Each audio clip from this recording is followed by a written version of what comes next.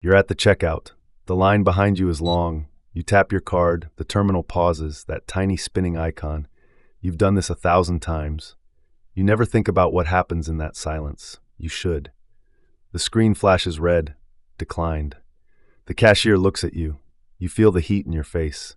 You checked your balance 10 minutes ago. The money is there, so why did the machine say no? In the 0.3 seconds you were standing there, your card lived a lifetime. In exactly 0.3 seconds, your transaction crossed an ocean, passed through 4 different companies, and was audited by one of the most complex fraud machines ever built. This isn't a balance check. It's an investigation, and it happened before you even put your card back in your wallet. The moment your card makes contact, the terminal doesn't ask for money.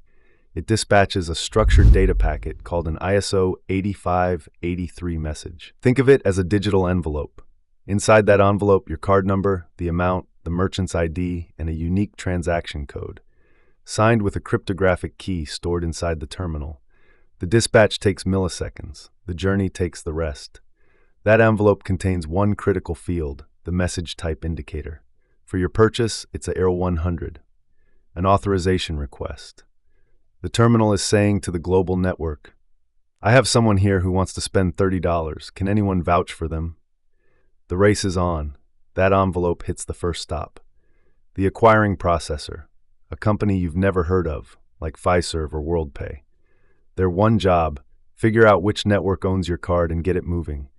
They read the first 6 digits of your card, the issuer identification number. They see 4532 and they know instantly, this is a Visa. The packet gets pushed onto the global backbone. You're on VisaNet now, the global superhighway of money. 65,000 transactions a second. 0 downtime, no days off. You're moving at the speed of light through submarine cables on the ocean floor. If your bank is in New York and you're in London, the Atlantic takes 60 milliseconds. That's already half your budget gone. The network resolves your card number and routes the request to the one place that matters. Your bank. The inbound gateway decrypts your envelope and reads what's inside.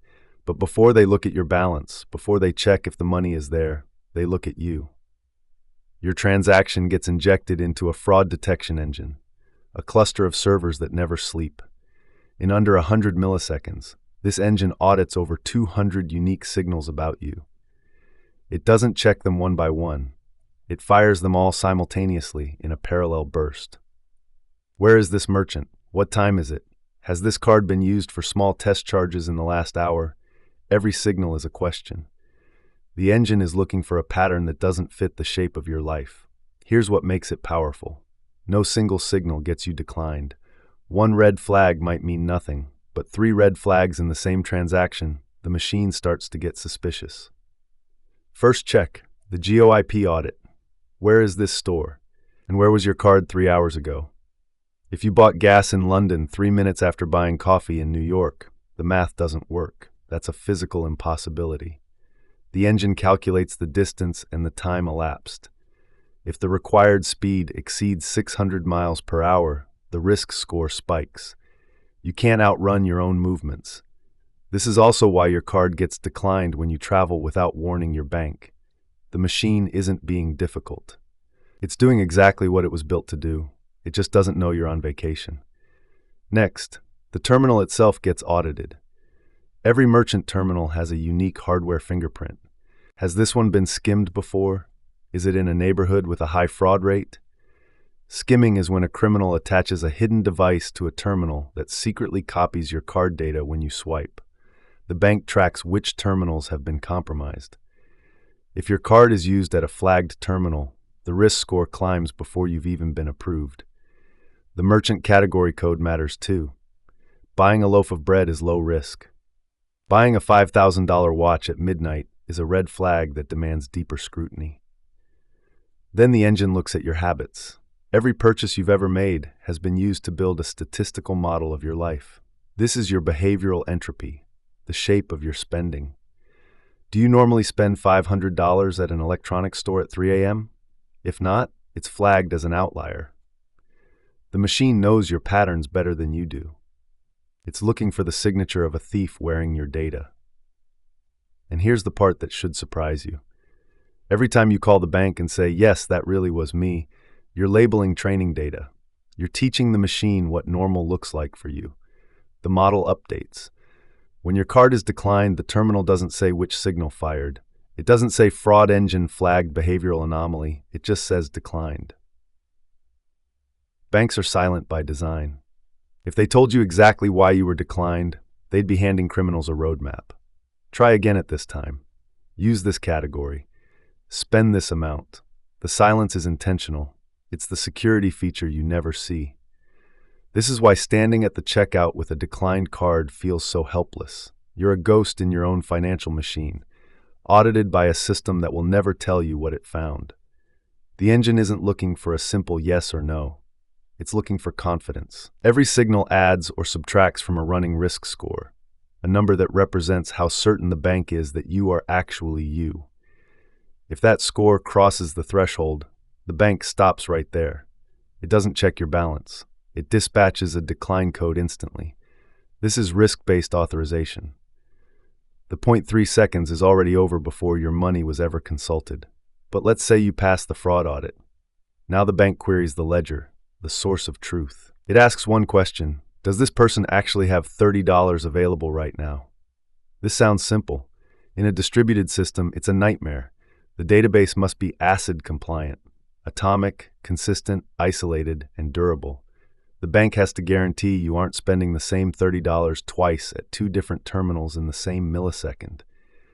This is the double spend problem, and it's why your bank's core ledger is one of the most carefully engineered databases on the planet. A single logic error here doesn't mean a bug report. It means money disappears. The bank subtracts the transaction amount from your available balance. Note the word available, not your total balance. The money isn't gone yet. It's placed in a hold state. A hold is a cryptographic promise to the merchant. The bank is saying, we've reserved this money for you for the next 72 hours. The actual settlement, where the money physically moves, happens in a batch process at midnight. This is why you sometimes see a pending charge on your app that takes 3 days to clear. The authorization happened in 0.3 seconds. The settlement is a different process entirely. One is a promise. The other is the transfer.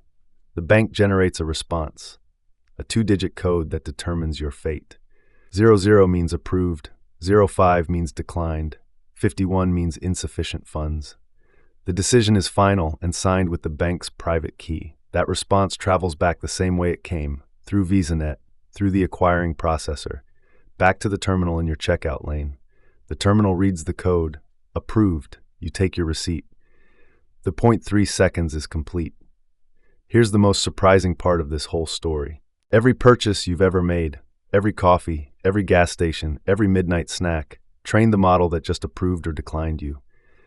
You are not just a customer, you are the data. The machine learned the shape of your financial life from your own history, and it will keep learning. Every transaction you make from this moment forward is another data point, refining its picture of you.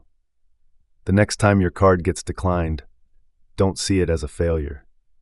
See it as a 100-millisecond investigation that concluded it wasn't sure enough that you were you.